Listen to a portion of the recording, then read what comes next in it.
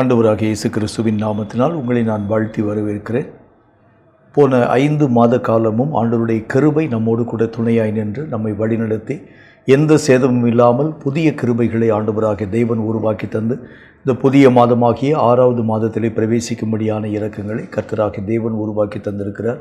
சென்ற மாதத்திலே அநேகம் பிரச்சனைகள், அநேகம் வேதனைகள், கஷ்டங்களின் ஊடாக கடந்து போன காலங்களிலும் கூட கர்த்தருடைய கரம் நம்மோடு கூட துணையாய் நின்று நடத்தி கொண்டு வந்த ஒவ்வொரு மேன்மையான இரக்கங்களை நாம் நினைவு கூற வேண்டியது அவசியம். உண்மையாகவே ஆண்டவராகிய தேவன் தம்முடைய பிள்ளைகளை எவ்வளவாய் நேசிக்கிறார். எத்தனையோ விதமான சேதத்துக்குரிய காரியங்கள் உலக அளவிலே உருவாக்கப்பட்ட பொழுதிலும் கூட உங்களையும் என்னையும் நேசிக்கக்கூடிய நல்ல கர்த்தராகிய தேவன் தாமே இந்த புதிய மாதத்தை காணும்படி அனுகூலமான வாசல்களை திறந்திருக்கிறார். இந்த மாதத்திலும் நன்மையான காரியங்களை தேவன் நம்முடைய வாழ்க்கையிலே நிச்சயமாய் தருவார் என்பதில் சந்தேகம் ஒன்றுமில்லை. இந்த மாதத்திலும் ஆண்டவராகிய தேவன் கொடுக்கக்கூடிய நல்ல வாக்குத்தத்தமான வார்த்தை யோவான் எழுதின சுவிசேஷம் 16வது அதிகாரம் 20வது வசனம். இந்த வார்த்தையை நமக்கு சொல்கிறது. யோவான் எழுதின சுவிசேஷம் 16வது அதிகாரம் 20வது வசனம் இந்த வார்த்தையை சொல்கிறது. வாசிக்கிறேன், கேளுங்கள். மெய்யாகவே மெய்யாகவே நான் உங்களுக்கு சொல்லுகிறேன், நீங்கள் அழுது புலம்புவீர்கள், உலகமோ சந்தோஷப்படும். நீங்கள் துக்கப்படுவீர்கள், ஆனாலும் உங்கள் துக்கம் சந்தோஷமாய் மாறும். இன்றைக்கு ஆண்டவராகிய தேவன் சொல்லக்கூடிய நல்ல வாக்குத்தத்தமான வார்த்தை, உங்கள் துக்கம் எல்லாம் சந்தோஷமாய் மாற்றப்படக்கூடிய அனுபவங்கள். அநேகமான நேரங்களில் அழுது புலம்பின நம்முடைய வாழ்க்கை, தீர்க்கப்பட முடியாத கடன் பாரங்களை நிமித்தம் பட்ட வேதனைகள், இனி நான் இந்த காரியங்கள் எல்லாவற்றையும் எப்படி அடைத்து தீர்க்க முடியும், இந்த சூழ்நிலைகள் எல்லாவற்றையும் மாறப்பண்ணுகிறது ஏது என்கின்ற மகா பயங்கரம் நிறைந்த வேதனை நிறைந்த காலங்களின் ஊடாக கடந்து போன நமக்கு ஆண்டவராகிய தேவன் இந்த புதிய மாதத்திலே நல்ல ஒரு வாக்குத்தத்தமான வார்த்தை ஒன்றை தருகின்றார். உங்கள் துக்கம் எல்லாம் சந்தோஷமாய் மாற்றப்பட முடியும். இராணுவத்திலே பணியாற்றக்கூடிய நல்ல ஒரு மனிதன், அந்த அரசனுடைய இராணுவத்தில் நல்ல ஒரு பணிகள் யாவற்றையும் செய்யக்கூடிய ஒரு மனிதன் 2-3 நாட்களாக தொடர்ந்து அந்த போருக்குரிய காரியங்கள், அபாயத்துக்குரிய சூழ்நிலைகள் உருவாக்கப்பட்டிருக்கக்கூடிய நேரம். உங்களுக்கு தெரியும், இராணுவத்தினுடைய சட்டம் உங்களுக்கு தெரியும். இரவு நேரங்களில் விளக்கு வெளிச்சம் ஒன்றை ஏற்றக்கூடாது. ஏன்னா எதிரி படைகளுடைய கண்கள் விளக்கு எரிகிறதை காண்கிறது உண்டானால் அது ஒரு இராணுவ கூட்டம் இருக்கக்கூடிய ஒரு பகுதி என்பதை அறிந்து அந்த இடத்த அவங்க சேதப்படுத்த ஆரம்பிச்சிடுவாங்க. அதனால் அது ஒரு மாலை நேரத்திலே விளக்குகள் யாவும் அணைக்கப்பட வேண்டியது அவசியம். ஆனால் இந்த இராணுவ வீரனுடைய வாழ்க்கையில் நிறைய பிரச்சனை. மிலிட்ரியில் அவன் சேர்ந்ததுக்கே ஒரு முக்கியமான காரணம் என்ன அப்படின்னா, குடும்பத்தில் இருக்கக்கூடிய எல்லா விதமான வறுமைகள் மாற்றப்பட வேண்டும், கடன்கள் எல்லாம் தீர்க்கப்பட வேண்டும். இதுதான் அன்றைக்கு இரவு நேரத்தில் அவன் உட்கார்ந்து வாங்கின எல்லா விதமான கடன்கள், அப்பாவுக்கு வாங்கின கடன், அம்மாவுக்கு வாங்கின கடன், தங்கைகளுக்கு வாங்கின கடன், தம்பிகளுக்கு வாங்கின கடன் என்று சொல்லி வகை வாரியாக பிரித்து எழுதி கொண்டே இருந்து எத்தனையோ லட்சக்கணக்கான பொன் இருக்கக்கூடிய அந்த கடன்கள் யாவற்றையும் அடைத்து தீர்க்க வேண்டியது அவசியம். அவன் அழுகையோடு வேதனையோடு கூட எனக்கு வரக்கூடிய சம்பளத்தினுடைய தொகை இவ்வளவு பெரிய தொகையான கடன்களை அடைக்கிறதுக்கு எப்படி போதுமானதாக இருக்க முடியும், எத்தனை வருஷம் வேலை பார்த்தாலும் கூட இந்த கடனை அடைக்கிறது முடியாது என்று சொல்லி வேதனையோடு கூட அந்த கணக்குகள் எல்லாவற்றையும் பார்த்து கொண்டே இருக்கக்கூடிய அவன் 2-3 நாட்களாக அந்த தானியத்தில் காணப்பட ஆரம்பித்ததுனால அசதி நிமித்தமாக விளக்குகளை அணைக்காமல் அப்படி தூங்கிட்டான். இரவு நேரத்தில் அந்த அரசன் அந்த பகுதியிலே இராணுவ படைகள் யாவும் தங்கியிருக்கக்கூடிய பகுதியை பார்க்கும்படிக்காய் கடந்து வந்திருந்தார். வரக்கூடிய நேரத்தில் இவனுடைய அந்த கூடார பகுதியில் மட்டும் விளக்கு எரிகிறதை அவருடைய கண்கள் பார்த்தது. உடனே ராஜாவுக்கு ரொம்ப கோபம்.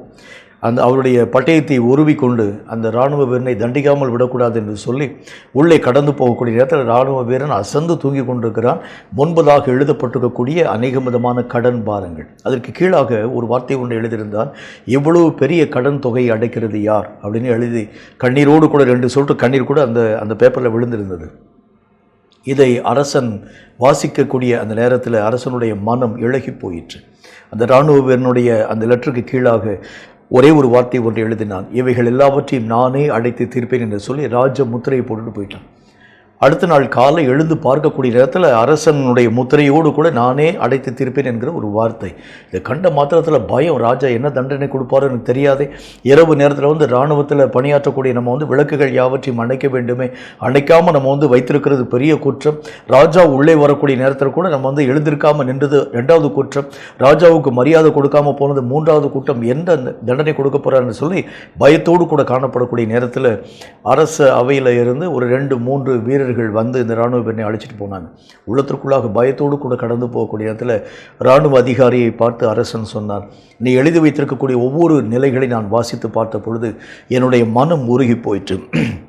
நீங்கள் வாங்கின எல்லா கடன் தொகைக்குரிய காரியங்கள் யாவற்றையும், காசுகள் யாவற்றையும் நானே அடைத்து தீர்ப்பேன் என்று சொல்லி கஜானாவினுடைய அதிகாரியாய் காணப்படக்கூடிய மனிதனை அழைப்பித்து இத்தனை தொகை, இத்தனை லட்சக்கணக்கான இந்த பொற்காசுகளை இவனுடைய கரங்களிலே மெய்யாகவே நீங்கள் தந்து அந்த கடனுக்குரிய காரியங்கள் யாவற்றையும் அடைக்கக்கூடிய வழிமுறைகளை செயல்படுத்த வேண்டும். இவனுடைய காதுகளை அவனால் நம்ப முடியல. இதுதான் கர்த்தர் இன்றைக்கு சொல்லுகின்றார், உங்களுடைய துக்கம் எல்லாம் சந்தோஷமாய் மாற்றப்பட முடியும். உங்களுடைய வாழ்க்கையில எந்த விஷயத்தை பார்த்து நீங்களும் நானும் துக்க முகத்தோடு கூட காணப்பட ஆரம்பிக்கிறோம். எத்தனையோ விதமான நேரங்களில், சில நேரங்களில் வந்திருக்கக்கூடிய வியாதி எப்போ என்னுடைய வாழ்க்கையை விட்டு போகும், சில நேரத்தில் என்னுடைய எதிர்கால வாழ்க்கையை பற்றியதான மகா பெரிய துக்கம், என்னுடைய சூழ்நிலைகளை பற்றியதான பெரிய துக்கத்துக்குரிய காரியங்கள், இனி என்னுடைய பிள்ளைகளுக்கு நான் என்ன வழிகளை செய்து முடிக்க முடியும், என்னுடைய குடும்பத்தினுடைய தேவைகளுக்கு நான் என்ன காரியத்தை செய்து முடிக்க முடியும். கவலைப்படாதிருங்கள். ஆண்டவராகிய தேவன் இந்த புதிய மாதத்திலே நல்ல ஒரு வாக்குத்தத்தமான வார்த்தை ஒன்றை சொல்லுகின்றார். உங்கள் துக்கம் எல்லாம் சந்தோஷமாய் மாறக்கூடிய காலமாக இந்த புதிய மாதத்தை தேவன் நமக்காக உருவாக்கி தருகிறேன் என்கிற ஒரு வார்த்தையின் மூலம் பேசுகின்றார். நம்முடைய வாழ்க்கையிலே வரக்கூடிய பல விதமான துக்கங்களிலே சந்தோஷமான நிலைகளை கர்த்தர் எப்படியெல்லாம் உருவாக்கி தரப்போகிறார் என்று வேதம் சொல்லக்கூடிய சில விஷயங்களை நம்முடைய தியானத்தின் மூலமாக நம்ம பார்க்கலாம். 2 ராஜாக்களின் புஸ்தகம் 4வது அதிகாரம் 27வது வசனம் இந்த வார்த்தையை நமக்கு சொல்கிறது. 2 ராஜாக்கள் 4வது அதிகாரம் 27வது வசனம் இந்த வார்த்தையை சொல்கிறது. அதை நான் வாசிக்கிறேன், கேளுங்கள். பர்வதத்தில் இருக்கிற தேவனுடைய மனுஷனிடத்திலே வந்து அவன் காலை அவள் பிடித்து கொண்டாள். அப்பொழுது கேயாசி அவளை விலக்கிவிட வந்தான். தேவனுடைய மனுஷன், அவளை தடுக்காதே, அவள் ஆத்துமா துக்கமாய் இருக்கிறது, கர்த்தர் அதை எனக்கு அறிவியாமல் மறைத்து வைத்தார் என்றார். தன்னுடைய ஒரே பிள்ளையினுடைய மரணம் அவளுடைய மனதை உடைய பண்ணக்கூடியதாய் விளங்க துவங்கிற்று. எத்தனையோ தூரம் தன்னுடைய வாழ்க்கையிலே பிள்ளை இல்லாமல் அவள் பட்ட கஷ்டத்தை காட்டிலும் பிள்ளை பெற்ற பிறகு திடீரென்று தலைநோவு என்று சொல்லக்கூடிய வார்த்தையின் மூலம் பேசி அவளுடைய மடியிலேயே படுத்து அவன் மரண நித்திரையின் மூடாக கடந்து போய்விட்டான். அவளுடைய மனதில் இந்த ஒரு காரியத்தை அவளுடைய மனது ஏற்றுக்கொள்ளவில்லை. அவள் தன்னால் ஆன மட்டும் அழுது புலம்ப ஆரம்பித்தாள். நான் எனக்கு பிள்ளை வேணும், நான் கேட்கவே இல்லையே, என்றாலும் கூட இந்த பிள்ளையை கடவுளாகிய தேவனே பார்த்து தந்தார். என்றாலும் கூட இந்த பிள்ளை வளரக்கூடிய அந்த காலத்தில் திடீரென்று சொல்லி தலைநோவு என்று சொல்லி வந்தான், என்னுடைய மடியிலே வந்து படுத்தான், அப்படியே மரணித்து போய்விட்டான். இந்த நிலைகளை தாங்க முடியாதவளாய் அந்த தேவனுடைய மனிதனாய் காணப்படக்கூடிய எலிசா என்கிற மனிதனை தேடி கடந்து ஓடி போக ஆரம்பித்தாள். நான் உம்மிடத்திலே பிள்ளையை கேட்டது உண்டா ஆண்டவனே, நான் எந்த விதமான ஒரு காரியத்தையும் பற்றி உம்மிடத்தில் நான் கேட்கவே இல்லையே, நீங்களால் தானே பார்த்து எல்லா விதமான காரியங்கள் யாவற்றையும் செயல்படுத்த ஆரம்பிச்சிங்க. கர்த்தராகிய தேவனுடைய நாமத்தினால இந்த பிள்ளை வளர்ந்து பெரியவனாய் வளர்ந்து என்னுடைய எல்லா விதமான தேவைகளுக்கும் அவன் போதுமானவனாய் இருப்பான் என்று சொல்லி நான் நினைவு கூற ஆரம்பித்தேன். ஆனால் சடுதியான மரணத்தின் நிமித்தம் அவன் மரணித்து போன துக்கத்தை என்னால் தாங்க முடியல. வேதம் சொல்லக்கூடிய நல்ல ஒரு வார்த்தையின் அடிப்படையில் ஆண்டவராகிய தேவனுடைய நாமத்தினால இந்த மனிதனின் மூலமாய் உருவாக்கப்பட்டிருக்கக்கூடிய கர்த்தருடைய அற்புதத்தின் மூலமாய் வந்த அந்த பிள்ளை மரணித்ததை ஏற்றுக்கொள்ள முடியாமல் காணப்பட்ட அந்த பெண் மகாபெரிய துக்கம். கர்த்தராகிய தேவன் சொல்லுகின்றார், அவளுடைய துக்கம் அப்படி நின்று போயிட்டாய் என்று பாருங்கள். இழந்து போன எல்லா காரியத்தை நிமித்தம் வரக்கூடிய பல விதமான துக்கங்கள், ஒருவேளை தொழில் ரீதியான காரியங்களில் பல விதமான இழப்புகள் நம்முடைய வாழ்க்கையில் வந்திருக்கலாம்.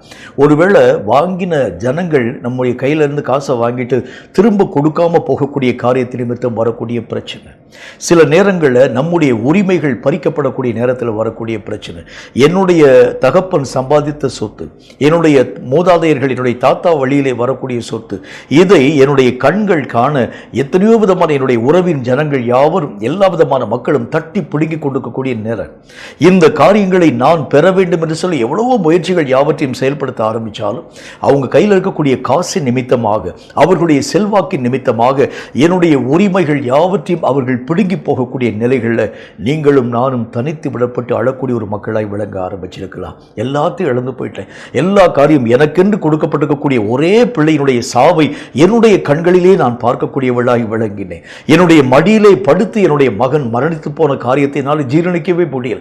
அவளுடைய வேதனை எவ்வளவு பெரிய ஒரு வேதனையாய் காணப்பட முடியும். என்றாலும் அந்த வேதனையோடு கூட கர்த்தராகிய தேவன் அவளை அனுப்பிவிட ஆரம்பித்தாரா என்று பாருங்கள். கர்த்தருடைய வேதம் சொல்கிறதை போல எலிசா என்கிற தீர்க்கதரிசியை கர்த்தராகிய தேவன் அனுமதித்து அவனை பார்த்து ஆண்டவராகிய தேவன் சொல்லுகின்றார், அவனுடைய ஜீவனை அவனுக்குள் தரக்கூடிய அளவிற்கான காரியங்களை உருவாக்கி என்று சொல்லி தீர்க்கதரிசியை அனுப்பி இறந்து போன பிள்ளையை உயிரோடு கூட எழும்ப பண்ணி அவளுடைய துக்கத்தை கர்த்தராகிய தேவன் சந்தோஷமாய் மாற பண்ண ஆரம்பித்தார். கேட்கும் கர்த்தருடைய பிள்ளையே, நம்முடைய வாழ்க்கையில் இந்த இழந்து போன காரியம் திரும்ப என்னுடைய வாழ்க்கையில் வரவே முடியாது. ஒரு முறை என்னுடைய வாழ்க்கை விட்டு போயிடுச்சு, இதை நான் திரும்ப பெறுகிறது எப்படி? இது என்னுடைய வாழ்க்கை என்னுடைய கரங்களை தாண்டி கடந்து போய்விட்டது. இனி இப்படிப்பட்ட நிலைகளின் ஊடாக நான் கடந்து போகிறது எப்படி என்று சொல்லக்கூடிய அளவிற்காக இடிந்து போன நிலையில் காணப்படக்கூடிய உனக்கு ஆண்டவராகிய தேவன் சொல்லுகின்றார், அற்புதங்களின் தேவன், அதிசயங்களின் தேவன் ஆகிய கர்த்தர் நம்மை பார்த்து சொல்லுகின்றார், உன் துக்கத்திலே நீ மூழ்கி போகாதபடி உன் துக்கத்தின் நாட்களை நானே முடிவடையப்படுகிறேன். எலியா என்கிற தீர்க்கதரிசியின் வாழ்க்கையிலும் இதே விதமான சம்பவம் ஒன்று உருவாக்கப்படுகிறதை பார்க்க முடியும். 1 ராஜாக்களின் புத்தகம் 17வது அதிகாரம் 17 முதல் 22 வரை இருக்கக்கூடிய வசனங்கள் இந்த வார்த்தையை நமக்கு சொல்கிறது. 1 ராஜாக்கள் 17வது அதிகாரம் 17 முதல் 22 வரை இருக்கக்கூடிய வசனங்களை வாசிக்கிறேன், கேளுங்கள். இவைகள் நடந்த பின்பு வீட்டுக்காரியாகிய அந்த ஸ்திரீயின் மகன் வியாதியிலே விழுந்தான். அவனுடைய சுவாசம் போகும் மட்டும் அவனுடைய வியாதி அதிகரித்து கொண்டே இருந்தது. அப்பொழுது அவள் எலியாவை நோக்கி, தேவனுடைய மனுஷனை, எனக்கும் உமக்கும் என்ன? என் அக்கிரமத்தை நினைக்க பண்ணவும் என் குமாரனை சாக பண்ணவுமா என்னிடத்தில் வந்தீர் என்றாள். 19வது வசனம், அதற்கு அவன், உன் குமாரனை என்னிடத்தில் தா என்று சொல்லி அவனை தன் மடியிலே எடுத்து தான் தங்கியிருந்த மேல் வீட்டிலே அவனை கொண்டு போய் தன் கட்டிலின் மேல் வைத்து 20வது வசனம், என் தேவனாகிய கர்த்தாவே, நான் தங்கியிருக்க இடம் கொடுத்த இந்த விதவியின் மகனை சாக பண்ணினதினால் அவளுக்கு துக்கத்தை வருவித்தீரோ என்று கர்த்தரை நோக்கி கூப்பிட்டு 21வது வசனம், அந்த பிள்ளையின் மேல் 3 தரம் கொப்புற விழுந்து, என் தேவனாகிய கர்த்தாவே, இந்த பிள்ளையின் ஆத்துமா அவனுக்குள் திரும்பி வர பண்ணும் என்று கர்த்தரை நோக்கி விண்ணப்பம் பண்ணினான். கர்த்தர் எலியாவின் சத்தத்தை கேட்டார். பிள்ளையினுடைய ஆத்துமா அவனுக்குள் திரும்பி வந்தது, அவன் பிழைத்தான் என்று கர்த்தருடைய வேத புத்தகத்தில் வாசிக்கிறோம். நம்முடைய வாழ்க்கையில் கூட இது எப்படி இந்த இழப்பை நான் என்னுடைய வாழ்க்கையை திரும்ப பெற முடியும்? ஒரு மனுஷன் செத்து போயிட்டான்னா அவனை மீண்டும் உயிரோடு கூட எழும்பி வர பண்ணக்கூடிய அந்த நிலைகளை நான் என்னுடைய வாழ்க்கையை பெறுகிறது எப்படி? இது நடக்க முடியாத ஒரு காரியம், சம்பவிக்க முடியாத ஒரு விஷயம். ஆனால் இந்த 2 பேருடைய வாழ்க்கையில் நடைபெற்றிருக்கக்கூடிய சம்பவத்தை பாருங்கள். எலிசா தீர்க்கதரிசியினுடைய காரியத்திலும் எலியா தீர்க்கதரிசியினுடைய காரியத்திலும் 2 விஷயமும் நம்ம பார்க்கிறோம். இந்த 2 பேருடைய கண்களுக்கு முன்பதாக மரணத்தின் ஊடாக கடந்து போக அந்த மக்களுடைய வாழ்க்கை, இழந்து போன மரணத்தில் உயிரை இழந்து போன அந்த 2 பேருடைய ஜீவனை திரும்ப அவர்கள் பெறக்கூடிய அளவிற்காக. அப்படின்னா என்ன அர்த்தம்? கர்த்தர் என்ன வார்த்தை சொல்லுகின்றார்? நீ நினைக்கிறதற்கும் வேண்டுகிறதற்கும் அதிகமான அளவிற்காக மரணத்தில் போன ஒரு மனுஷன் மீண்டும் உயிரோடு கூட எழுந்து வருகிறது எப்படி நம்ப முடியாது நம்மளால. அது எப்படி சாத்தியமாக்க முடியும்? ஆனால் கர்த்தர் இன்றைக்கு ஒரு நல்ல ஒரு வார்த்தை ஒன்று சொல்லுகின்றார். இது சாத்தியமே இல்லை, இந்த ஒரு காரியம் நடக்காது, இந்த ஒரு விஷயம் என்னுடைய வாழ்க்கையிலே திரும்ப வரவே முடியாதுன்னு சொல்லக்கூடிய நேரத்தில் தான் தேவனாகிய கர்த்தர் நம்முடைய வாழ்க்கையிலே அதிசயமான நன்மைகளை உருவாக்கி தருகிறேன் என்கிற வார்த்தையின் மூலம் பேசுகிறார். எப்படிப்பட்ட துக்கத்தை ஆண்டவர் மாற்றப் போகின்றேன் என்கிற ஒரு வார்த்தையின் மூலம் சொல்லுகிறார் என்றால், இழந்து போன எல்லா விதமான காரியத்தை, அதிலும் குறிப்பாக என்ன சொல்லுகின்றார்? இது திரும்பவே என்னுடைய வாழ்க்கையிலே வரவே முடியாதுன்னு சொல்லக்கூடிய நிலைகளை கூட ஆண்டவராகிய தேவன் மாற பண்ணுகிறதுனால நம்முடைய துக்கங்களை கர்த்தராகிய தேவன் சந்தோஷமாய் உருமாற்றம் அடைய செய்கிறேன் என்று சொல்லுகின்றார். கேட்கும் கர்த்தருடைய பிள்ளையே, ஒருவேளை எல்லா விதமான கேஸெல்லாம் முடிஞ்சு போயிடுச்சு, எனக்குண்டான உடைமைகள் எல்லாம் அவர்கள் வசமாக போயிடுச்சு, இனி அவர்கள் கையிலிருந்து என்னுடைய கரங்களுக்குள்ளாக வர முடியாது, இனி அந்த நிலைகளை நான் என்னுடைய வாழ்க்கையில பெற்றுக்கொள்ள முடியாதுன்னு சொல்லி எல்லா நம்பிக்கைகளையும் இழந்து போன நிலைகளில் காணப்படக்கூடிய உன்னையும் என்னையும் பார்த்து கர்த்தர் சொல்லுகின்றார், உன் துக்கத்தை நான் சந்தோஷமாய் மாற பண்ணுகிறதுனால இனி என்னுடைய வாழ்க்கையிலே வராதுன்னு சொல்லக்கூடிய நிலைகளை நான் உன் வாழ்க்கையிலே தருகிறதுனாலே உன் துக்கத்தை நான் சந்தோஷமாய் மாற்றுவேன் என்று கர்த்தர் நமக்கு சொல்லுகின்றார். 2வது ஒரு விஷயத்தை பாருங்க, தேவன் எப்படிப்பட்ட சந்தோஷமான காரியங்களை நம்முடைய வாழ்க்கையிலே உருவாக்கி தரப்போகின்றார். எஸ்தர் ராஜாத்தின் புத்தகத்தில் 4வது அதிகாரம் 3வது வசனம் இந்த வார்த்தை நமக்கு சொல்கிறது. எஸ்தர் 4வது அதிகாரம் 3வது வசனம் இந்த வார்த்தையை சொல்கிறது. வாசிக்கிறேன், கேளுங்கள். ராஜாவின் உத்தரவும் அவனுடைய கட்டளையும் போய் சேர்ந்த ஒவ்வொரு நாட்டிலும் ஸ்தலத்திலும் உள்ள யூதருக்குள்ளே மகா துக்கமும் உபவாசமும் அழுகையும் புலம்பலும் உண்டாகி அநேகர் ரட்டு உடுத்தி சாம்பலில் கிடந்தார்கள்.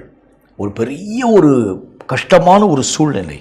அவர்களுடைய உரிமைகள் எல்லாம் பறிக்கப்படக்கூடிய பெரிய ஒரு பிரச்சனைக்குரிய ஒரு காரியம். தேசத்தில் இனி யூத ஜனங்களை வாழ்க்கையின் ஊடாக கடந்து போகக்கூடாது. ஏன்னா அந்த ஆமான் என்று அழைக்கப்படக்கூடிய அந்த மனுஷன் சொல்லிட்டான், இங்கே ஒரு விதமான துஷ்ட ஜனங்கள் பரவி இருக்கிறாங்க. இவர்களுடைய வேலை என்ன அப்படின்னா, ராஜா போடக்கூடிய எந்த சட்டத்துக்கும் அவங்க கீழ்ப்படிய மாட்டாங்க. அவர்கள் தங்களுடைய கடவுள் என்கிற ஒரு வார்த்தையை பற்றி பேசி ராஜாவை அவர்கள் மதிக்கவே மாட்டாங்கன்னு சொல்லி ராஜாவுடைய மனதிலே அநேகம் விதமான வீண் தூபங்களை போட்டு ராஜாவை மகா பெரிய கசப்பின் ஊடாக உள்பிரவேசிக்க செய்து இந்த ஒரு சட்டத்தை பிறப்பிக்கக்கூடிய உத்தரவுகள் யாவற்றையும் அவன் பெற்றுக்கொள்ள ஆரம்பித்தான். ராஜாவுக்கு ரொம்ப கோபம். என்னுடைய தேசத்திலே வசிக்கக்கூடியவன் என்னுடைய வார்த்தைக்கு கீழ்ப்படியாது இருக்கிறது எப்படின்னு சொல்லி உக்கிர கோபம் உண்டவனாக இவனுடைய கரங்களில் எல்லா விதமான பொறுப்பையும் தந்துட்டான். உடனே இவன் என்ன செய்ய ஆரம்பித்தான், அநேக விதமான காரியங்கள் யாவற்றையும் செய்யக்கூடிய மக்களை, தகவல்கள் யாவற்றையும் அனுப்பக்கூடிய மக்களை குதிரைகளிலும் கோவேறு கழுதைகளிலும் ஏற்றி எல்லா தேசத்திலும் அனுமதிக்கக்கூடியவனாய் விளங்க ஆரம்பித்தான். அங்கே போய் இந்த செய்திகள் வாசிக்கப்பட்ட உடனே யூத ஜனங்கள் எல்லா ஜனங்களும் முறையிட்டு அழத்துவங்க ஆரம்பித்தாங்க. இந்த நாட்டில் நாங்கள் தஞ்சமாய் வந்திருக்கிறோம், எங்களுக்கு எந்த விதமான உரிமைக்குரிய காரியங்களும் இல்லை என்று சொல்லி உரிமைகள் மறுக்கப்படக்கூடிய நேரத்தில் இனி நாங்கள் எந்த நாட்டை நோக்கி கடந்து போக முடியும்? இந்த நாட்டிலே நாங்கள் மெய்யாகவே கடந்து வந்து வாழ்க்கை வாழும்படிக்காக வந்திருக்கிறோம். ஆனால் எங்களுடைய உடைமைகள் எல்லாவற்றையும் இழக்கக்கூடிய அளவிற்காக, எல்லா விஷயங்களையும் பறிக்கக்கூடிய அளவிற்காக, உடைமை மட்டுமல்ல உரிமை மட்டுமல்ல எங்களுடைய உயிரையே அளிக்கக்கூடிய அளவிற்கான காரியங்கள் உருவாக்கப்படக்கூடிய இந்த நிலைகளை தாண்டி நாங்கள் எங்கே போக முடியும்? யூதர்களுடைய மனம் எல்லாம் அப்படி கரைந்து போகக்கூடியதாய் விளங்க துவங்கிற்று. தப்பிக்கிறதுக்கு வழி இல்லை. வேற எந்த நாட்டின் ஊடாகவும் கடந்து போக முடியாது. எந்த தேசத்தில் இனி எங்களை ஏற்றுக்கொள்ளப் போகிறார்கள் என்று சொல்லக்கூடிய அச்சமும் பயமும் திகிலும் துக்கமும் நிறைந்த ஒரு மக்களாய் காணப்பட ஆரம்பித்தாங்க. கர்த்தருடைய வேத புத்தகத்தில் ஆண்டவராக தேவன் சொல்கின்றார், எந்த யூதர்களுடைய மனதிலே அவர்களை அறியாத துக்கம் மூழ துவங்கிற்று, எங்களுடைய உரிமைகள் பறிக்கப்பட ஆரம்பித்ததனால நாங்கள் சம்பாதித்த உடைமைகள் எல்லாம் திருடிக்கொண்டு போகப்படக்கூடிய நிலைகளின் நிமித்தமாக எங்களுடைய உயிரையே இழக்கக்கூடிய அளவிற்கான சூழ்நிலைகள் உருவாக்கப்படக்கூடிய இந்த காரியத்தின் நிமித்தம் நாங்கள் படக்கூடிய துக்கத்தினுடைய நிலைகளை மாறப்பண்ணுகிறது யார் என்று சொல்லப்படக்கூடிய அந்த வேதனையின் காலங்களை ஆண்டவராக தேவன் மாறப்பண்ணினார். வசனத்தில் பாருங்க, எஸ்தர் ராஜாத்தியின் புஸ்தகத்தில் 9வது அதிகாரம் 21வது வசனம் இந்த வார்த்தையை சொல்கிறது. எஸ்தர் 9வது அதிகாரம் 21வது வசனத்தை வாசிக்கிறேன், கேளுங்கள். அது என்ன சொல்லுதுன்னு பாருங்க. வருஷந்தோறும் ஆதார் மாதத்தின் 14ஆம் 15ஆம் தேதிகளை யூதர் தங்கள் பகைஞருக்கு நீங்களாக்கி இளைப்பாறுதல் அடைந்த நாட்களாகவும் அவர்கள் சஞ்சலம் சந்தோஷமாகவும் அவர்கள் துக்கம் மகிழ்ச்சியாகவும் மாறின மாதமாகவும் ஆசரித்தார்கள். எப்படி பாருங்க, அவர்களுடைய துக்கங்கள் எல்லாவற்றையும் கர்த்தராகிய தேவன் ஒரே நாளிலே மாற பண்ணக்கூடியவராய் விளங்க ஆரம்பித்தார். எந்த யூதர்களை அழிக்கக்கூடிய அளவிற்காக, எந்த யூதர்களுக்கு விரோதமான காரியங்களை உருவாக்கக்கூடிய அளவிற்காக சட்டம் இயற்றப்பட்டதோ, இன்றைக்கு அந்த யூதர்கள் ஆளுகை செய்யக்கூடியவர்களாக, எந்த யூதர்களை அழிக்கும்படிக்காக சட்டத்தை பெற்றுக்கொண்டு அநேக மக்களுடைய மனதை உடைய பண்ணக்கூடிய காரியங்களை உருவாக்கினானோ அவன் இந்த நாட்களிலே ஜீவனை இழந்து போனவனாக நிற்கக்கூடிய நிலைகளை அவர்கள் கண்ட மாத்திரத்தில் அவர்களுடைய மனம் பரவசம் கொள்ள துவங்க ஆரம்பித்தது. ஒருவேளை நம்முடைய வாழ்க்கையில கூட நமக்கு உண்டான அநேக விதமான நிலைகளை இழக்கக்கூடிய ஒரு மக்களாய் விளங்க ஆரம்பிச்சிருக்கலாம். கர்த்தருடைய வேதம் சொல்லுகிறதை போல உங்கள் துக்கத்தை கர்த்தராகிய தேவன் சந்தோஷமாய் மாற்ற ஆரம்பிக்கிறதுனால எல்லா விதமான நன்மைகளை திரும்ப பெறவும், உங்கள் சத்துரு அழிந்து போகிறதையும், உங்கள் தேவனாகிய கர்த்தருக்குள் நீங்கள் ஜீவித்து வாழக்கூடிய ஒரு மக்களாய் விளங்குகிறதையும் புதிய மாதத்தில் கண்கூடாக உங்களாலும் என்னாலும் பார்க்க முடியும். எதை குறித்து நாம் கலக்கத்தின் ஊடாக கடந்து போகிறோம் என்று பாருங்கள். என்னுடைய வாழ்க்கையினுடைய நிலைகளை வாழ என்னால் முடியலை. என்னை வாழ்க்கை வாழும்படிக்காக யாரும் அனுமதிக்கிறதும் கிடையாது. என்னுடைய ஒவ்வொரு காரியங்களையும் அவர்கள் நெருக்கக்கூடியவர்களாய் விளங்க ஆரம்பிக்கிறாங்க. நான் உங்களுக்கு விரோதமாக ஒன்றுமே செய்யலை, அவர்களுக்கு விரோதமாய் ஒரு வார்த்தை கூட நான் பேசலை என்றாலும் கூட என்னை அவர்கள் விழுங்க பார்க்கிறார்கள். தாவீது பக்தன் தன்னுடைய சங்கீதத்தில் அப்படித்தான் எழுத ஆரம்பிக்கின்றார். என்னை அவர்கள் விழுங்க பார்க்கிறார்கள் என்றாலும் நான் அவர்களுக்கு ஒண்ணுமே செய்யல. இத்தனை விதமான காரியத்தின் கூடாக கடந்து போகக்கூடிய நேரத்தில் என்னுடைய எல்லா உரிமைகளையும் பறிக்க பார்க்கக்கூடிய அவர்களுக்கு விரோதமாய் கர்த்தராகிய தேவனே நீர் எழுந்தருள வேண்டும் என்று சொல்லி பக்தன் எழுத ஆரம்பித்தான். கேட்கும் கர்த்தருடைய பிள்ளையே, உங்களுக்காய் யுத்தம் செய்ய ஒரு தேவன் உங்களுக்கு முன்பதாய் இந்த புதிய மாதத்திலே கடந்து போகின்றார். அவர் உங்கள் சத்துருக்களுக்கு சத்துருவாக கடந்து போய் உங்கள் சத்துருக்களை நிர்மூலமாக்கி உங்களையோ ஆண்டவராகிய தேவனுக்குள் மகிழ்ச்சியின் பாத்திரமாக எடுத்து நிறுத்தப் போகிறார் என்கிறதில் சந்தேகம் ஒன்றுமில்லை. எதை குறித்தும் நீங்கள் கவலைப்படாமல், எதை குறித்தும் நீங்கள் கலக்கம் கொள்ளாமல் கர்த்தராகிய தேவனை நீங்கள் நம்பி சார ஆரம்பிக்கிறது உண்டானால் இந்த தேவன் உங்கள் வாழ்க்கையிலே நீங்கள் எதிர்பார்க்க முடியாத நன்மையான காரியங்களை உருவாக்கி தருவார் என்பதில் சந்தேகம் இல்லை. மூணாவது ஒரு விஷயத்தை பாருங்க.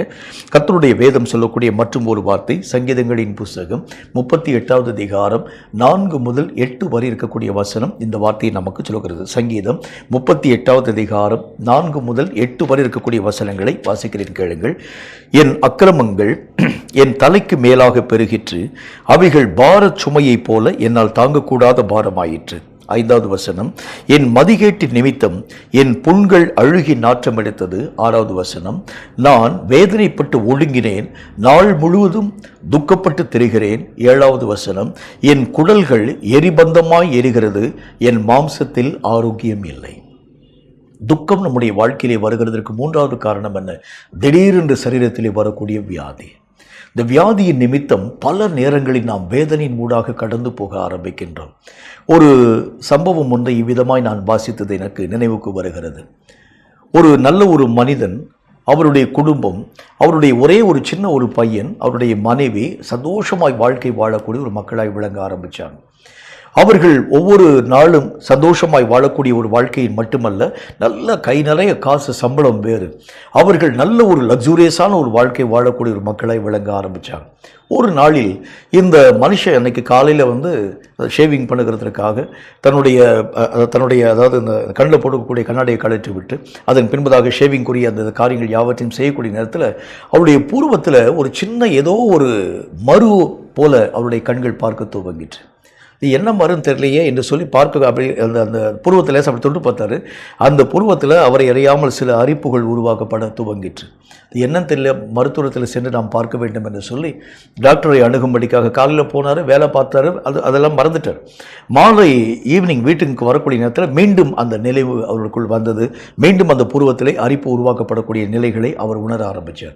மருத்துவரை நோக்கி கடந்து போய் டாக்டரை பார்த்து சொன்னார், டாக்டர் இது என்னன்னு தெரியல, இது இத்தனை நாள் வரைக்கும் எனக்கு ஒன்றுமே செய்யலை, ஆனால் இன்றைக்கு காலையிலே பார்க்கக்கூடிய நேரத்தில் இந்த புருவத்தின் மேலே ஏதோ ஒரு மறு இருக்கிறதை போல நான் பார்க்க ஆரம்பிக்கிறேன். இது எனக்கு பலவிதமான இச்சிங் என்று சொல்லப்படக்கூடிய அந்த அரிப்பை என்னுடைய கண்களில் உருவாக்க ஆரம்பிக்கிறது. இது என்ன பிரச்சனைன்னு சொல்லி கேட்கக்கூடிய நேரத்தில் மருத்துவர் அந்த காரியங்கள் யாவற்றையும் ஆராய்ந்து பார்த்து ஒரு ஷாக்கிங்கான ஒரு விஷயத்தை பேச ஆரம்பித்தார். இது உங்களுடைய புருவத்திலே வந்திருக்கக்கூடிய பரவக்கூடிய வகையான குஷ்டரோகம். யார் தொட்டாலும் சரி இந்த குஷ்டம் அவர்களை பற்றி பிடிக்க ஆரம்பிச்சிடும். நீங்கள் தயவு செய்து இனி உங்களை மனைவிக்கு பக்கத்தில் போகக்கூடாது, உங்கள் பிள்ளைக்கு பக்கத்தில் போகக்கூடாது. யாரை நீங்கள் தொட ஆரம்பித்தாலும் குஷ்டத்தில் 2 வகை உண்டு. சில குஷ்டரோகங்கள் தொட்டால் கூட ஒன்றுமே எந்த விதமான காரியம் செய்யாது. ஆனால் உங்களுக்கு வந்திருக்கக்கூடிய இந்த வியாதி, இது யார் உங்கள் மேலே உங்கள் சரீரத்தின் மேல் கரங்களை வைத்தால் கூட அவர்களை அது பற்றி பிடிக்க ஆரம்பிச்சிடும்.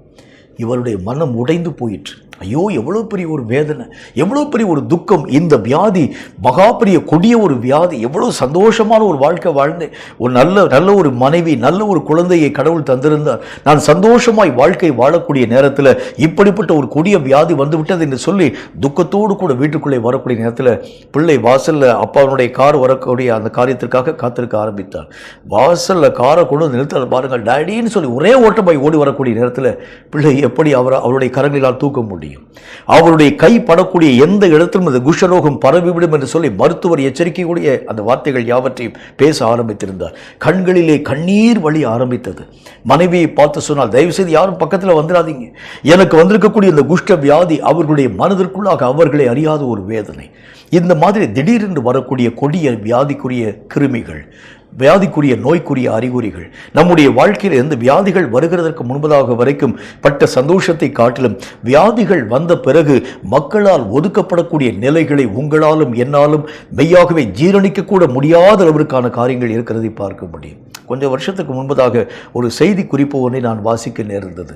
ஒரு மருத்துவருக்கு ஒரு மனிதன் கடிதம் எழுத ஆரம்பித்திருந்தான். தயவுசெய்து நீங்கள் என்னை மெய்யாகவே என்னுடைய ஜீவனை வாங்கி போடக்கூடிய, அதாவது அந்த என்னுடைய உயிரை வாங்கக்கூடிய அநேக விதமான பாய்சனை நீங்கள் இன்ஜெக்ட் பண்ணி எனக்கு நீங்கள் நல்ல ஒரு கொலைக்குரிய ஒரு காரியத்தை வழங்க வேண்டும், கருணை கொலையை நீங்கள் என்னுடைய வாழ்க்கையிலே தர வேண்டும் எங்கள் வார்த்தை பற்றி பேசினார்.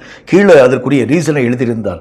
எனக்கு வந்திருக்கக்கூடிய இந்த எய்ட்ஸ் நோயின் நிமித்தமாக என்னுடைய குடும்பத்தில் யாருமே என்னை சேர்க்க மாட்டேங்கிறாங்க, சாப்பாடு கூட கொடுக்க மாட்டேங்கிறாங்க, நான் மெய்யாகவே மரணத்துக்காக மெய்யாகவே காத்திருக்கக்கூடியவனாய் விளங்குகிறேன், மரணமும் என்னுடைய வாழ்க்கையிலே வந்த பாடில்லை, இந்த ஒதுக்கப்படக்கூடிய நிலைகளை பார்க்க பார்க்க பார்க்க என்னை அறியாத ஒரு வேதனை, சாகிறதற்கு பயமா இருக்கிறது, வாழவும் என்னால் முடியல, தயவு செய்து எனக்கு நீங்கள் மருந்தை மெய்யாகவே இன்செர்ட் பண்ணி என்னுடைய ஜீவனை வாங்கி போடக்கூடிய அந்த கருணை கொலைக்கு நீங்கள் ஏதாகிலும் ஒரு உதவியை நீங்கள் செய்ய வேண்டும் என்கிற ஒரு காரியத்தை கண்ணீரோடு கூட எழுத ஆரம்பித்திருந்தார். நம்முடைய வாழ்க்கையில் கூட திடீரென்று வரக்கூடிய கொடிய வியாதி, கொடிய பலவீனம், கொடிய வேதனை, இந்த பலவீனத்தின் நிமித்தமாக எத்தனையோ மக்களால் ஒதுக்கப்படக்கூடிய மக்களாய் நீங்களும் நானும் ஒருவேளை விளங்கி இருக்கலாம். எத்தனையோ விதமான மக்கள் உங்களை கண்டும் காணாதவர்களைப் போல இவங்க பக்கத்தில் போக ஆரம்பிச்சா நம்முடைய வாழ்க்கையிலே இந்த வியாதிக்குரிய நோய்க்குரிய அறிகுறி என்னுடைய வாழ்க்கையும் தொற்ற ஆரம்பிச்சிடும். இந்த கோவிட் வைரஸ் என்கிற அந்த நோய் வரக்கூடிய நேரத்தில் தனி அறையில் போட்டு எத்தனை விதமான மக்கள் எத்தனை விதமான காரியத்திலே பாதிக்கப்பட்டிருக்கக்கூடிய மக்களுடைய நிலைகளை பார்க்க முடியுமே. நம்முடைய வாழ்க்கையில் கூட இந்த மாதிரி எதிர்பார்க்க முடியாத அளவிற்கு வரக்கூடிய இந்த கொடிய ரோகங்கள், கர்த்தர் இந்த நாளிலே புதிய மாதத்திலே உங்களையும் என்னையும் பார்த்து சொல்லுகின்றார், உன்னுடைய வியாதிகளை நானே நீக்குகிறதுனாலே உன் துக்கத்திலே நின்று பரிபூர்ணமான விடுதலையை நான் உனக்கு தரப்போகின்றேன். எந்த வியாதி நிமித்தம் நீ ஜனக்கூட்டத்தின் மத்தியிலிருந்து ஒதுக்கப்படக்கூடிய நிலைகளை பெற்றுக்கொள்ள ஆரம்பித்தாயோ, எந்த வியாதி உன்னையும் ஜனத்தையும் வேறுபறிக்கக்கூடியதாய் விளங்க துவங்கிற்று, இந்த வியாதி எதற்காகத்தான் என்னுடைய வாழ்க்கையிலே வந்தது, எல்லா விதமான நன்மைகளை நான் இழந்து போக துவங்கிவிட்டேன், என்னுடைய உற்றார் உறவினர்கள் எல்லா விதமான மக்களும் என்னை பகையாக இருக்கக்கூடிய ஒரு மனிதனை போல பார்க்க ஆரம்பிக்கிறாங்க, அவங்களுடைய அன்பு யாவற்றை நான் இழந்து போக ஆரம்பிச்சேன். இந்த கொடிய ரோகத்தின் நிமித்தம், இந்த கொடிய வியாதி நிமித்தம் எத்தனை மேன்மையான அனுபவங்களை இழக்கக்கூடியவனா நான் காணப்பட ஆரம்பித்து விட்டேன். கர்த்தராகிய தேவன் இன்றைக்கு உங்களையும் என்னையும் பார்த்து சொல்லுகின்றார், இந்த மாதத்திலே நான் உன் பரிகாரியாய் கடந்து வந்து எந்த விதமான ரோகமான காரியங்களிலே நின்று உன்னை நானே விடுவிக்கக்கூடிய ஒரு தேவனாய் கடந்து வரப்போகின்றேன். இழந்து போற நன்மைகளை மட்டுமல்ல, எல்லா விதமான சூழ்நிலைகளிலே காணப்படக்கூடிய மாற்றங்களிலே இருந்து மட்டுமல்ல, உன் வியாதிகளும் நீங்கி பிழைப்பூட்டக்கூடிய அளவிற்கான கிருபைகளை ஆண்டவராகிய நான் உன்னுடைய வாழ்க்கையிலே உருவாக்கி தரப்போகிறேன். கேட்கும் கர்த்தருடைய பிள்ளையே, எந்த விஷயத்திலே நம்முடைய வாழ்க்கையிலே நம்மை அறியாமல் துக்கம் பற்றி பிடிக்கக்கூடியதாய் விளங்க துவங்கிற்று. துக்கம்தான் இனி என்னுடைய வாழ்க்கையினுடைய கடைசி வரைக்கும் தொடர்ந்து வரப்போகிறது. என்னுடைய வாழ்க்கையை ஆற்றி தேற்றக்கூடிய மக்கள் யாருமே இல்லை. எல்லா விதமான மக்களுடைய வாழ்க்கையும் நல்ல நிலையில் காணப்படக்கூடிய இந்த காலங்களில் நான் மட்டும் ஏன் துக்கத்தோடு கூட தெரிய வேண்டும்? பக்தன் தாவீது எழுதுகின்றான், நான் என்னுடைய சத்துருக்களுக்கு முன்பதாக துக்கத்தோடு கூட நான் தெரிகிறேன். எல்லா ஜனங்களும் சம்பிரமமாய் வாழக்கூடிய இந்த காலங்களில் நான் மட்டும் ஏன் துக்கத்தோடு கூட தெரிய வேண்டும்? ஒருவேளை இந்த கேள்வி உங்களுடைய மனதையும் வாட்டி வதைக்கக்கூடிய ஒரு கேள்வியாக காணப்படலாம். கேட்கும் கர்த்தருடைய பிள்ளையே, உன் துக்கத்திற்கு இந்த மாதத்திலே ஒரு முடிவை ஆண்டவராகிய தேவன் உருவாக்கி தந்து அந்த துக்கத்தை ஆண்டவராகிய தேவன் அப்புறமாக்குகிறது மட்டுமல்ல, துக்கத்தை கர்த்தர் விலக்கி துக்கத்தையே ஆண்டவராகிய தேவன் சந்தோஷமாய் உருமாற்றம் அடைய செய்கிறேன். எப்படி சொல்றாரு பாருங்க, நீ பட்ட ஒவ்வொரு விதமான பாடுகளை நான் நீக்குகிறது மட்டுமல்ல, அந்த பாடுகள் பட்டதற்கு தக்கதாக அதற்கு அதிகமாக நன்மைகளை நான் உன்னுடைய வாழ்க்கையிலே உருவாக்கி தரப்போகிறேன் என்று கர்த்தராகிய தேவன் சொல்கின்றார். நன்மைகளை தரும் தேவனாகிய கர்த்தர் இந்த புதிய ஜூன் மாதத்திலே உங்கள் வாழ்க்கையிலும் என் வாழ்க்கையிலும் எதிர்பார்க்க முடியாத நன்மைகளை உருவாக்கி தந்து போன மே மாதம் வரைக்கும் காணப்பட்ட எல்லா துக்கத்தின் சாயல்கள் யாவற்றையும் ஆண்டவராகிய தேவன் முறிவடைய பண்ணி இந்த புதிய மாதத்திலே எதிர்பார்க்க முடியாத சந்தோஷத்தினாலும் மகிமையினாலும் உங்கள் நிலைகளை கர்த்தராகிய தேவன் நிரப்புவார் என்பதில் சந்தேகம் ஒன்றுமில்லை. கண்களை மூடி கர்த்தரை நோக்கி நாம் ஜெபம் செய்வோம். சர்வ வல்லமுள்ள ஆண்டவராகிய கர்த்தாவே, தம்முடைய பிள்ளைகளுடைய வாழ்க்கையிலே வந்திருக்கக்கூடிய ஒவ்வொரு துக்கத்தினுடைய நிலைகளுக்காக நான் ஜெபிக்கிறேன். இழந்து போன காரியத்தினாலே அவர்கள் வாழ்க்கையிலே வந்திருக்கக்கூடிய துக்கமாய் இருக்கலாம். ஒருவேளை உரிமைகள் எல்லாம் பறிக்கப்பட்டு போனதுனால வாழ்க்கையிலே வந்த துக்கங்களாய் இருக்கலாம். திடீரென்று வந்த கொடிய வியாதி நிமித்தம், மக்களால் புறக்கணிக்கப்படக்கூடிய அந்த நிலைகளின் நிமித்தம் அவர்களை அறியாத துக்கம் அவர்கள் வாழ்க்கையை பற்றி பிடிக்க ஆரம்பித்திருக்கலாம். இந்த வார்த்தைகளை கேட்டு உடைய பிள்ளைகளுடைய வாழ்க்கையிலே உங்கள் துக்கம் சந்தோஷமாய் மாறும் என்று ஆண்டவராகிய தேவனில் வாக்கு பண்ணினேனே, அந்த வாக்குத்தத்தம் நிறைவாக்கப்படும்படி இயேசு கிறிஸ்துவின் நாமத்தினால் நான் ஜெபிக்கிறேன். என்னென்ன துக்கம் அவர்களுடைய வாழ்க்கையை பற்றி பிடிக்க துவங்கிற்றோ, எத்தனை வேதனைகள், இந்த வேதனையிலே நின்று நான் மீளுகிறது எப்படி? கர்த்தாவே, தன்னுடைய பிள்ளையை இழந்து போன அந்த கர்த்தாவே உமக்கு ஸ்தோத்திரம், 2 பேருடைய வாழ்க்கையிலும் இழந்து போனதை எப்படி நாங்கள் திரும்ப பெற முடியும்? ஒருவேளை வேறு நன்மைகளை நாங்கள் எங்களுடைய வாழ்க்கையிலே வரப்பற்றலாம் என்று சொல்லக்கூடிய யோசனை இல்லாமல் இழந்து போன பிள்ளைகளையே திரும்ப அவருடைய கரங்களிலே தந்து அவர்களுடைய துக்கத்தை சந்தோஷமாய் மாற பண்ணின நல்ல கர்த்தராகிய தேவன் தாமே இந்த புதிய மாதத்தில் புதிய நன்மைகளை நீருமுடைய பிள்ளைகளுடைய வாழ்க்கையிலே தந்து எதையெல்லாம் இழந்து போய் அவர்கள் தொலைத்து போன ஒரு மக்களாய் கண்ணீரோடும் வேதனையோடும் கூட தங்களுடைய காலங்களை கழிக்க ஆரம்பித்திருக்கிறார்களோ, இழந்து போன எல்லா நன்மைகளையும் அவர்கள் திரும்ப பெற்றுக்கொண்டு உம்முடைய நாமத்தினால் அவர்கள் துக்கம் நீங்கி சந்தோஷமான வாழ்க்கையின் ஊடாக கடந்து வர கிருபை தர வேண்டும் என்று நான் ஜெபிக்கிறேன். இந்த வார்த்தைகளை கேட்கக்கூடிய உம்முடைய பிள்ளைகள் யாராய் இருந்தாலும் சரி, அவர்கள் துக்கம் எல்லாம் மாற்றப்பட்டு சந்தோஷமான நிலைகளின் ஊடாக கடந்து போய் இந்த ஜூன் மாதத்தின் எல்லா நன்மைகளினால் அவர்கள் நிரப்பப்பட கர்த்தராகிய தேவனின் கிருபைகளை தந்து ஆசீர்வதிக்க வேண்டும் என்று இயேசு கிறிஸ்துவின் நாமத்தினால் வேண்டிக் கொள்கிறோம் எங்கள் பரிசுத்தமுள்ள நல்ல பிதாவே, ஆமென். இந்த வார்த்தைகளை கேட்டு உங்கள் ஒவ்வொருவரையும் கர்த்தர் அளவில்லாமல் ஆசீர்வதிப்பாராக. உங்கள் துக்கம் சந்தோஷமாய் மாறும் என்று சொன்ன கர்த்தராகிய தேவனுடைய வாக்குத்தத்தம் இந்த ஜூன் மாதத்தின் எல்லா நாட்களிலும் நம்முடைய வாழ்க்கையிலே நிறைவாக்கப்படுகிறதுனாலே நம்முடைய மனதிலே காணப்பட்ட மே மாதம் வரைக்கும் காணப்பட்ட எல்லா துக்கத்தின் சுவடுகள் எல்லாம் அகன்று போய் அதற்கு தக்கதாக, அதற்கு அதிகமாக சந்தோஷத்தினாலும் மகிழ்ச்சினாலும் தேவனாகிய கர்த்தர் உங்கள் மனதை நிரம்பி வழிய பண்ணுவார் என்பதில் சந்தேகம் ஒன்றுமில்லை. கர்த்தர் தாமே உங்கள் ஒவ்வொருவரையும் ஆசீர்வதிப்பாராக. ஆமென்.